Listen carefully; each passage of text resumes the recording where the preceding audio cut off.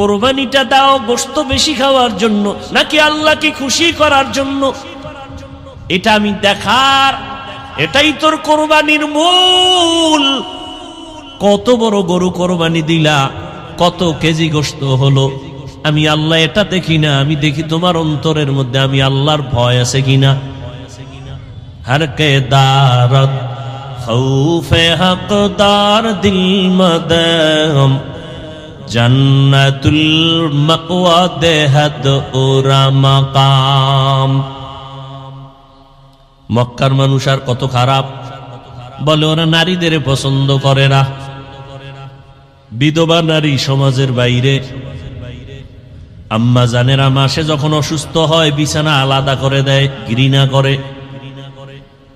কন্যা পছন্দ করে না। ছেলে হলে বাবা খুশি, বড় ঈদের আনন্দ করে। মেয়ে হলে বাবা দরজা লাগায়া ঘরের মধ্যে থাকে, বাইরে যায় না, লজ্জা। কন্যা হইছে এই ভয়, এই লজ্জা।